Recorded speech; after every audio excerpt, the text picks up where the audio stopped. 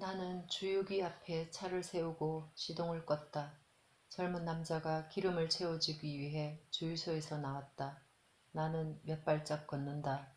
나는 한밤의 공기를 조금 들이켜고 싶다. 나를 둘러싼 모든 것은 남루하고 추하다. 가르가노 산악지대 발치에 자리잡은 거대한 분지도시, 포자의 도시지구로 주유소들이 마치 중심가조차 없는 듯한 볼품없고 변화도 없는 외곽도시의 우울함을 품고 슬픈 건물들의 뒤를 잇는 곳이다. 나는 어디도 아닌 곳의 한복판에 있으며 어디로 가야 하는지 알지 못한다. 나는 떨면서 망설인다. 새로운 피로가 나를 덮쳤다. 결심이 섰으며 그 결심은 확고부동하다고 믿었다. 오늘 밤이 내 승리의 밤이라 믿었는데 이제는 내가 결심했던 일을 하지 않았다는 사실을 깨닫는다. 두 다리가 후들거린다. 나는 내 힘을 과대평가했다. 그레이스의 말이 계속해서 나를 쫓아다녔다. 나의 어머니. 나는 표지판에 적힌 어머니가 사는 마을 이름을 보았다. 카그나노.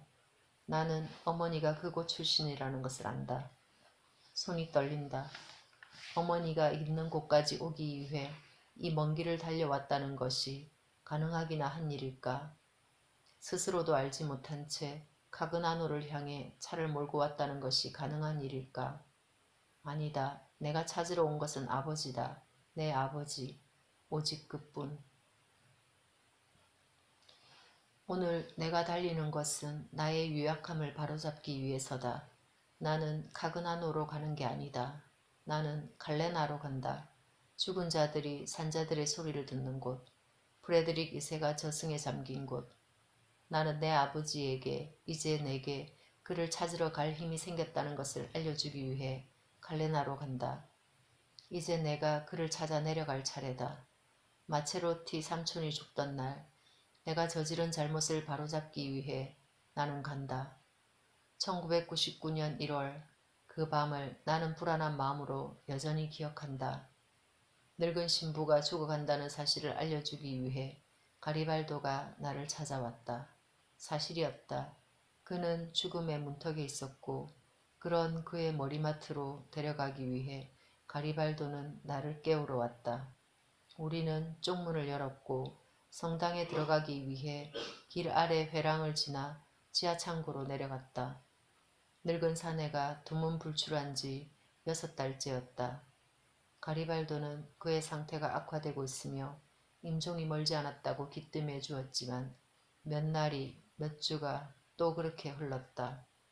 그리고 노인은 투쟁정신으로 삶에 매달렸다. 그 1년 전에는 교수가 바닷가 모래사장에 세워진 자동차 속에서 굼벵이처럼 벌거벗은 채 운전대를 잡고 어떤 상처나 습격의 흔적도 없이 살아서 그랬던 것처럼 죽을 때도 역시 수수께끼처럼 미치광이처럼 죽었다. 우리는 그의 가족과 함께 장례를 치렀다. 내가 신부를 본 것은 그때가 마지막이었다.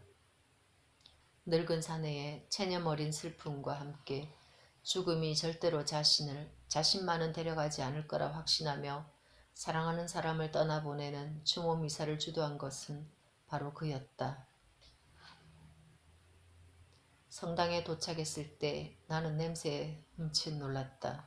나는 그 냄새의 원인을 즉각 알아차렸다. 그 냄새는 저승의 시큼하면서도 매콤한 냄새였다. 마체로티 삼촌은 신자석 정가운데에 자기 침대를 놓아두었다. 주변 모든 것은 상상할 수 없을 정도로 뒤죽박죽이었다. 성당 집기들은 가리발도가 매일 아침 가져다 놓은 시장 바구니 옆에 놓여 있었다. 성당에서 더 이상 아무것도 가져다 주지 않은 지 벌써 5년째였다. 마체로티에게는 이제 미사를 드릴 마음도 기력도 없었고 바티칸은 중요한 개축 공사를 하기로 결정했다. 가리발도는 종종 그 결정이 마체로티 삼촌을 구한 거라고 말하곤 했다. 그런 결정이 아니었다면 그들은 결국 신부를 이 성당에서 추방했을 거라는데 추호의 의심도 없었다. 그러나 그것은 먼 사무실에서 누군지 분명히 알 수 없는 관리자가 결정한 일이었다. 산타 마리아 델 델 푸르가토리오가 복원되어야 했고 그래서 모든 게 폐쇄되었다. 어느 날 인부들이 찾아왔고 벽면을 가설물로 뒤덮었다. 그러고 나선 더 이상 아무 일도 없었다.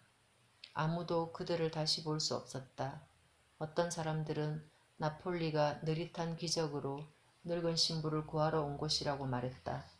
공사는 절대로 다시 착수되지 않았고 덕분에 마체로티는 성당을 자기 방식대로 정비할 수 있었다.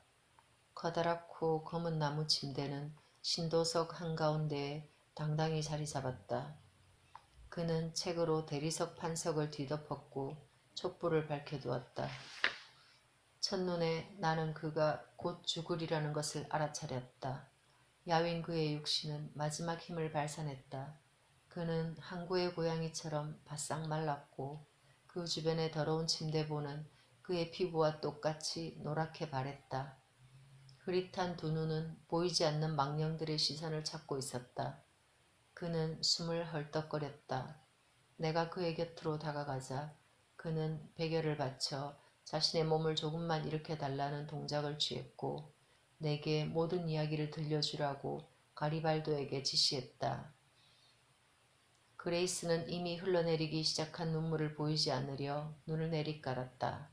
가리발도가 이야기를 시작했다. 그는 굉장히 신중하게 지난 몇 년 동안 한 번도 입을 열지 않았던 사실에 대해 이야기했다. 그는 모든 것을 밝혀주었고 나는 무한한 안도감을 느꼈다. 그러니까 나는 미치광이가 아니었다. 나는 분명히 지옥을 기억했던 것이다. 그 기억은 미치광이의 환영이 아니었다. 몇 년 동안 매일 밤 비명과 성루조의 일그러진 얼굴들이 찾아왔더랬다. 나는 그것이 내가 기억하지 못하는 어떤 잘못에 대해 벌을 내리고 겁을 주기 위해 내 일그러진 영혼이 만들어낸 영상이라고 생각했더랬다. 나는 분명히 저승에서 왔다. 내 얼굴을 핥히고 내 귓가에 끔찍한 신음소리를 불어넣는 울부짖는 망령들의 무리를 지나온 것이다. 가리발도가 입을 다물자 마체로티 삼촌은 마지막 힘을 모아 자신은 이제 죽을 것이니 혹시 내 아버지에게 전달할 말이 있다면 가져다 주겠다고 내게 말했다. 나는 얼이 빠진 채 서 있었다. 가리발도가 내게 종이 한 장과 볼펜을 내밀었다. 몇 분이 흘렸고 마체로티, 그레이스 그리고 가리발도는 나를 방해하지 않기 위해 시선을 다른 곳으로 돌렸다. 나는 종이를 마체로티 삼촌에게 건넸다. 송장 같은 그의 팔이 종이를 거머쥐었고 놀랍게도 그는 그것을 천천히 찢었다. 이곳에서 텅 빈 것은 저곳에서 충만하다. 여기서 찢어진 것은 저기서 온전하다.